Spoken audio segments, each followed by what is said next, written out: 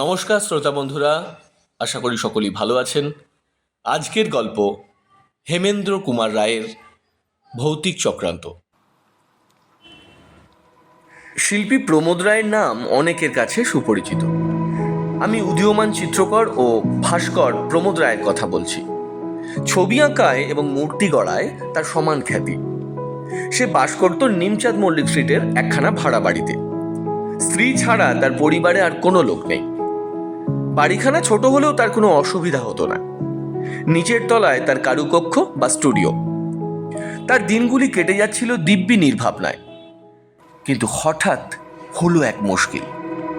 বিনা মেঘে বর্জাঘাতের মতো এক নোটিশ এসে হাজির। এ বাড়ি ছেড়ে তাকে উঠে যেতে হবে। কলকাতায় তখন ভাড়া বাড়ির একান্ত অভাব। পাড়ায় পাড়ায় উদ্বাস্তুদের ভিড়। মোটা টাকা সেলামি এবং দ্বিগুণ চতুর্গুণ ভাড়া দিতে চাইলেও খালি বাড়ি পাওয়া ভার হয়ে উঠেছিল। অধিকাংশ বাড়িওয়ালাই পুরনো ভাড়াটিয়া উঠে গেলে খুশি হয়, নতুন ভাড়াটিয়া বসিয়ে বেশি লাভ করবার লোভে। প্রমোদ বাড়িওয়ালার দাবি সহজে মানতে রাজি হলো না। বাড়িওয়ালা নালিশ করলো, মামলা হলো এবং মামলায় হেরে গেল প্রমোদই। বাড়ি ছাড়বার জন্য সে সময় পেল মাত্র 1 মাস। ইতিমধ্যে ঘটতে লাগলো অদ্ভুত সব কাণ্ড। প্রমোদের ঠিক পাশের বাড়িতে থাকতো নরহরি দাস। মফস্বলের লোক, কলকাতায় বাস করত ব্যবসা সূত্রে। মাঝখানে একটা পাঁচিল টপকালে তাদের বাড়ির ছাদ থেকে অনায়াসে প্রমোদদের বাড়ির ছাদে এসে পড়া যেত। নরহরির চেহারাখানি ছিল আদর্শ গদিওয়ালার মতো, মোটা সোটা বেটে সেটে, কালো দেহ, চাঁদের মতো গোলাকার মুখমণ্ডল, সাজগোজ তথৈবচ।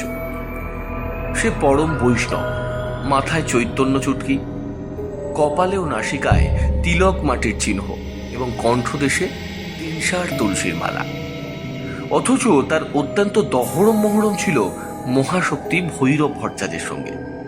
ভৈরবের চেহারা ছিল লম্বায় চওড়ায় দশাশই, হাস্য ছিল অট্টহাস্যের মতো এবং বাক্য ছিল হুঙ্কারের মতো। তান্ত্রিক ক্রিয়া ছিল তার পেশা। মদ্য আর মাংস ছিল তার প্রধান পানীয় ও খাদ্য। কিন্তু চেহারায় ও চরিত্রে আকাশ পাতাল তফাৎ থাকলেও ভৈরব ও নরহরি দুজনেরই নেশা ছিল এক, এবং সেটা হচ্ছে দাবা খেলা। রোজ সন্ধেবেলায় নরহরি তাম্বুল চর্বণ করতে করতে এবং ভৈরব তামাকু টানতে টানতে দাবা বোর্ডের ছকের সামনে বসে খেলায় বিভোর হয়ে থাকত।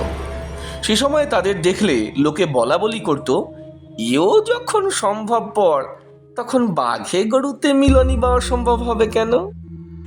কিন্তু এমন মিলনেও বাগড়া পড়ল। আচম্বিতে মেনিনজাইটিস রোগে নরহরি হলো গতাসু এবং সে বাড়ি ছেড়ে দিয়ে দেশে চলে গেল তার পরিবারবর্গ। ভেঙে গেল সেখানকার দাবা বোর্ডের সান্ধ্য আসর। নরহরির মহাপ্রস্থানে ভৈরব ভট্টাচার্য দুঃখ পেল বটে, কিন্তু পরম আনন্দ লাভ করলো তার বাড়িওয়ালা ক্ষেত্র বা খেতু মল্লিক। নরহরি ভাড়া দিত মাসিক 50 টাকা। খেতু মল্লিক এখন জো পেয়ে দাবি করে বসলো এককালীন 1000 টাকা সেলামি এবং মাসিক 150 টাকা ভাড়া। দিনকাল যা পড়েছে তার দাবি নিশ্চয়ই অপূর্ণ থাকতো না। এমনকি হবু ভাড়াটিয়ারা আনাগোনাও শুরু করে দিল। কিন্তু সহসা সংঘটিত হলো এক রোমাঞ্চকর ও অভূতপূর্ব ঘটনা। এক পূর্ণিমার রাত্রে পথ দিয়ে চলতে চলতে নরহরিদের পরিত্যক্ত তালা বন্ধ খালি বাড়ির বারান্দার দিকে তাকিয়ে বদন চাটুর্যে দেখল এক ভয়ঙ্কর দৃশ্য। বারান্দার এক পাশে চুপ করে দাঁড়িয়ে আছে মুখ সর্বাঙ্গ সাদা কাপড়ে ঢাকা এক সন্দেহজনক মূর্তি। বদন চেঁচিয়ে বললে, কে কে ওখানে দাঁড়িয়ে? কোনো সাড়া নেই। বদনের সঙ্গে ছিল টর্চ। সে টপ করে টর্চের চাবি টিপে আলো জেলে যা দেখল তা সম্ভবপর নয়, যুক্তিসঙ্গত নয়। সে মূর্তি হচ্ছে নরহরি দাসের। তার পেটের পিলে চমকে গেলেও নিজের চোখের ভ্রম ভেবে বদন চাটুর্যে আরো ভালো করে দেখবার চেষ্টা করলো।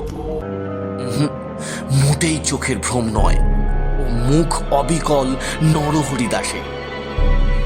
ভয়ে সাদা হয়ে গেল বদনের বদন। ঠক ঠক করে কাঁপতে কাঁপতে আ বলে পাড়া কাঁপানো চিৎকার করে সে ঘন্টায় 20 মাইল বেগে দৌড় মারল নিজের বাড়ির দিকে। বলা বাহুল্য, খবরটা পাড়ার ঘরে ঘরে রটে যেতে দেরি লাগলো না। খেতু মল্লিক তেলে বেগুনে জ্বলে উঠে বললে, বদনা বেটা ভাঙচি দিতে চায়।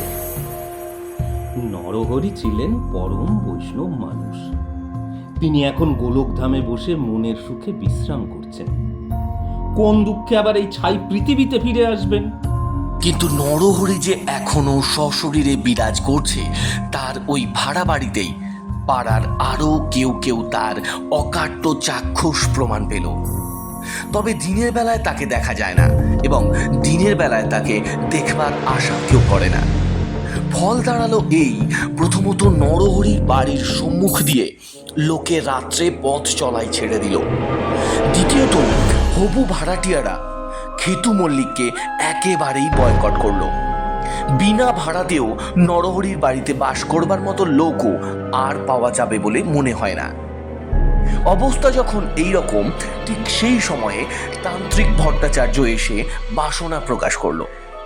খেতুবাবু, নরহরিদের বাড়িখানা আমি ভাড়া নিতে চাই। নিজের কানকেও বিশ্বাস করতে না পেরে খেতু মল্লিক বলল, তাই নাকি? খেতুবাবু, আমি হচ্ছি তন্ত্রসিদ্ধ মানুষ। বৈষ্ণবের প্রেতাত্মা আমাকে দেখলেই ভয়ে পিছ টান দেবার পথ পাবে না। খেতু মল্লিক তাড়াতাড়ি বলল, ঠিক বলেছ ভট্টাচার্য, তোমার সঙ্গে আমিও একমত। কিন্তু আমি হচ্ছি গরিব। মাসে 30 টাকার বেশি ভাড়া দেবার শক্তি আমার নেই। বেশ, তাই। নরহরির বাড়িতে এসে জাঁকিয়ে বসল ভৈরব ভট্টাচার্য। সত্য সত্যই মনে মনে তার দৃঢ় বিশ্বাস ছিল বৈষ্ণবের প্রেতাত্মা কিছুতেই শাক্তের নিকটবর্তী হবার সাহস প্রকাশ করতে পারবে না। যখন প্রথম 2 রাত্রির মধ্যে নরহরির চৈতন্য চুটকি পর্যন্ত দেখা গেল না, ভৈরব তখন পাড়ার বাড়িতে গিয়ে তন্ত্রের অপূর্ব মহিমা সম্বন্ধে জোর গলায় বক্তৃতা দিয়ে বেড়াতে লাগলো। তারপরই এলো অমাবস্যার রাত্রি। দোতলার একটি ঘরে পূজার উপকরণ নিয়ে আসনাসীন হলো ভৈরব ভট্টাচার্য। নরহরির ভয়ে পথ নির্জন, কোথাও টু শব্দটি পর্যন্ত শোনা যায় না। বাইরে ঘুটঘুটে অন্ধকার রাত, ঘরের ভিতরে জ্বলছে একটা হ্যারিকেন লণ্ঠনের টিমটিমে আলো। ভৈরব এক মনে 2 চক্ষু বুজে মন্ত্র জপ করছিল।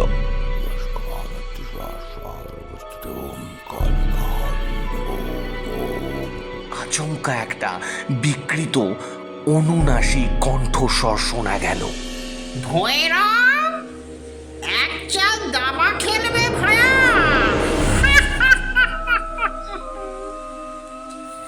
ভৈরব চোখ খুলেই দেখে ঘরের দরজার কাছে পা থেকে গলা পর্যন্ত ধপধপে সাদা কাপড়ে মুড়ি দিয়ে দাঁড়িয়ে আছে স্বয়ং নরহরি ছাড়া আর কেউ নয়। ভৈরবই সবচেয়ে বেশি চিন্ত নরহরিকে, তার চোখের ভ্রম হবার জন্যে। তারপর আর কিছু নয়, বিরাট এক আর্তনাদ এবং ভৈরবের ভূমিতলে পতন ও মূর্ছা। খেতু মল্লিক হতাশ ভাবে স্থির করলো ওই ভুতুড়ে বাড়িখানা ভেঙে একেবারে নতুন বাড়ি তৈরি করবে। কিন্তু হঠাৎ যখন শিল্পী প্রমোদ রায় এসে নরহরির বাড়িখানা ভাড়া নিতে চাইলে, তখন খেতু মল্লিকের চেয়ে বিস্মিত লোক পৃথিবীতে আর কেউ ছিল না বোধ হয়। প্রমোদ বলল, কলকাতায় খালি বাড়ি দুর্লভ, অথচ বাড়িওয়ালার হুকুমে আরেক হপ্তার মধ্যে আমাকে উঠে যেতে হবে। ও সুতরাং আমার অবস্থা বুঝতেই তো পারছেন। খেতু মল্লিক বলল, বেশ বাবা, আমি বেশি ভাড়াও চাই না। তুমি মাসে 25টি টাকা দিও।